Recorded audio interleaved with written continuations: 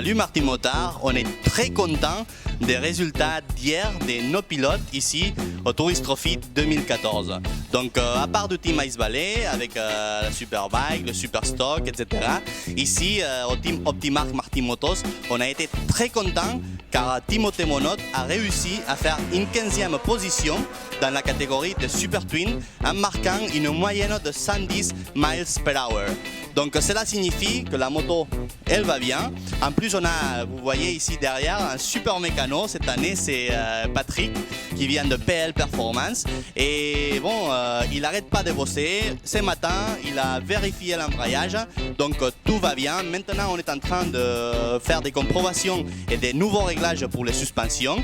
Et même si la moto, hier, elle allait bien, on espère de pouvoir encore gagner plus de temps car la moto va être plus confortable à partir de maintenant pour Timothée.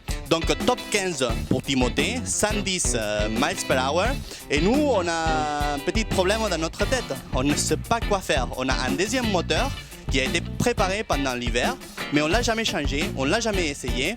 Et on ne sait pas quoi faire car bon, ces moteurs-là, avec lesquels on a participé à l'Ulster GP en août 2013, et on a fait le 12e. Et à la nord-ouest, il y a 2 semaines, on a fait le 10e.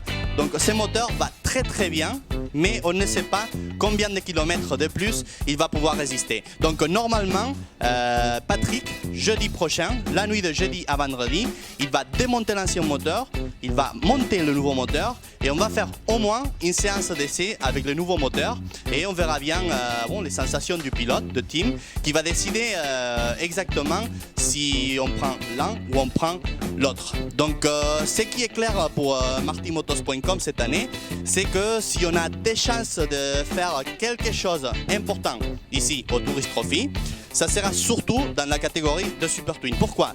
Parce que bon, on a parlé de notre Super Twin, de la Super Twin du team Optimark avec Timothée Monod, mais surtout hier on a halluciné, mais halluciné avec Ivan Lantin. Ivan Lantin, donc vous le connaissez, c'est le pilote de Billy McKinstry et hier il a été capable de rouler à 117 miles per hour. Donc il a été le poleman, donc c'est le mec qui a fait le meilleur temps hier. Il a réussi à mettre plus de 2 miles per hour au deuxième. Donc pour l'instant, on ne veut pas trop le croire parce que ce serait compliqué pour nous de penser à ça. Mais pour l'instant, Ivan Lantin, pilote martimotos.com, premier dans la classe Super Twin. Hier, j'étais préoccupé par ça. J'ai parlé avec Billy McKinstry. Il est un chat vieux, je ne sais pas si on dit comme ça en France, mais bon, il a quand même de l'expérience. Et il m'a expliqué, Martino, non, on ne va pas gagner le TT, donc je te rassure que ça ne va pas arriver. Mais ça, ce n'est pas notre objectif. Notre objectif cette année, c'est le podium. Pourquoi? Bon, l'année dernière, on a réussi à faire 4e. Et bon, il n'y avait pas Kate Taymor qui participait, il n'y avait pas Ryan Farquhar, il n'y avait pas Michael Dunlop. Cette année, ils y sont. Donc ça va être très dur de pouvoir finir premier. Et alors, il m'a expliqué un peu la tactique. Ici, vous voyez, il y a Ivan qui est en train de manger. La séance commence à 18h, donc il prend des énergies. Après, il ira au lit, car il aime bien se reposer avant les essais. Et il y a Billy McKinstry aussi. Et donc, comme je vous expliquais, Billy m'a dit que, bon, on a le numéro 1, donc on va être en piste les premiers. Et ce qu'on devrait faire, c'est se laisser rattraper par le deuxième. Le deuxième, c'est James Hillier. C'est le vainqueur de l'année dernière en Super Twin. Et donc, Ivan, il devrait prendre sa roue et essayer d'arriver à la roue de James Hillier jusqu'à la fin. Donc, Hillier, si normalement il gagne ou il fait deuxième, et Ivan, il reste à sa roue. Donc il va y avoir que 10 secondes d'écart entre l'un et l'autre. Et normalement, Ivan pourrait réussir à faire deuxième ou troisième selon la position de Hillier. Donc c'est ça un peu la tactique. On verra si ça évolue pendant la semaine. Mais bon, c'est pratiquement ça. Ici, vous voyez, on a la moto avec laquelle... Hi Ivan, hi Billy, how are you? Congratulations. Ok. Ici, vous avez la moto avec laquelle hier Ivan a réussi à faire 117 miles per hour. Le deuxième, je vous dis, il a fait 115. Et donc, on est très content. Pour jeudi, dans la séance de jeudi, normalement, Ivan va essayer la moto de test avec laquelle il va aussi essayer de faire un bon résultat. Mais pour l'instant, avec celle-là, c'est la moto qui a gagné le Uster GP. C'est la moto avec laquelle il a fait deuxième la semaine dernière à la Nord-Ouest de Sang.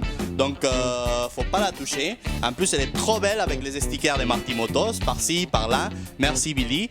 Et c'est tout. Maintenant, je vous laisse avec Vanessa qui va vous expliquer un petit peu le curriculum, la biographie d'un de nos pilotes du team Ice Ballet, Sandor Bitter.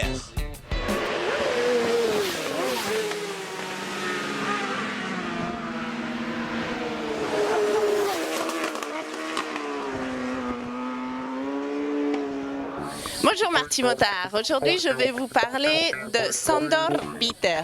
Sandor Bitter est né en 1971 à Budapest, c'était rider de presque 43 ans et revient cette année à l'île de Man après avoir été absent 2 ans à cause d'un grave accident à Macao. Sur ses passions, il aime, à part la moto sportive, il aime aussi le motocross, le kickboxing. Pourquoi je vous raconte tout ça? Parce que quand vous le voyez en photo, quand vous le voyez en vidéo, c'est un mec assez fort,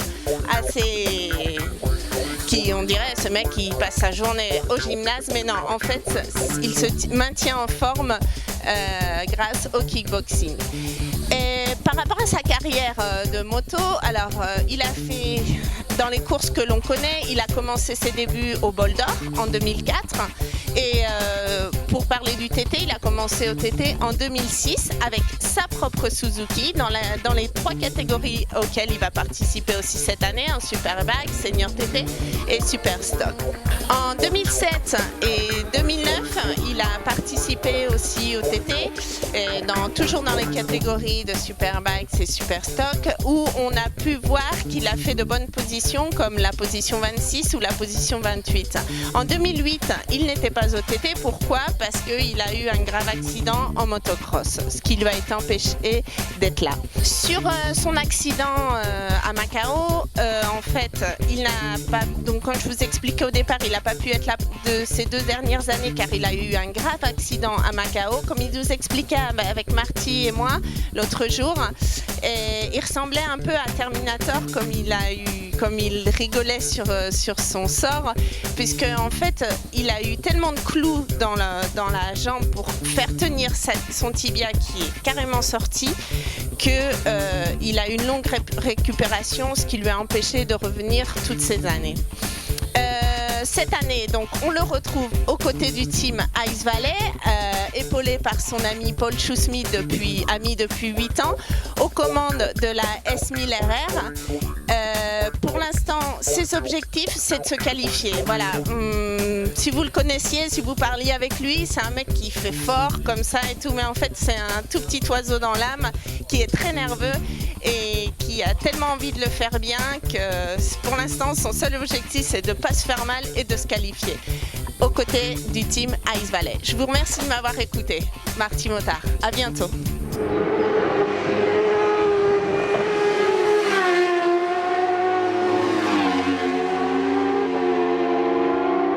Je viens d'apprendre par la Max Radio que les essais d'aujourd'hui se sont annulés.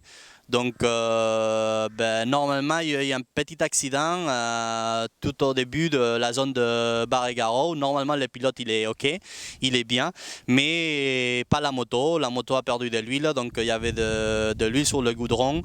Ils ont essayé de le nettoyer, donc l'organisation nous a dit d'attendre un quart d'heure, après un quart d'heure de plus, et maintenant on vient d'apprendre que la séance d'aujourd'hui est cancellée. Donc c'est mal parce qu'aujourd'hui j'avais réussi à négocier avec le marshal que vous voyez derrière moi et il m'avait laissé enregistrer depuis ici. Ça c'est bon, c'est une structure spéciale mise ici pour ITV4, donc c'est la télévision anglaise qui a les droits du TT, et donc j'étais tout seul et j'avais un angle de vision exceptionnel et bon, pendant un tour j'ai pu enregistrer Tim, j'ai pu enregistrer Fabrice, j'ai pu vu enregistrer aussi les mecs de Ice Valley et Michael Dunlop qui était en train de faire un super tour parce que je crois qu'il a fini finalement à 128 miles per hour. Donc si aujourd'hui la séance avait continué, je crois qu'il y aurait eu pas mal de pilotes en dessus de 130 miles per hour. Mais bon, il faudra attendre à demain ou après-demain pour commencer à voir des beaux temps et peut-être, qui le sait, un jour arriver aux 132 miles per hour qui est pour l'instant la frontière que personne a dépassée.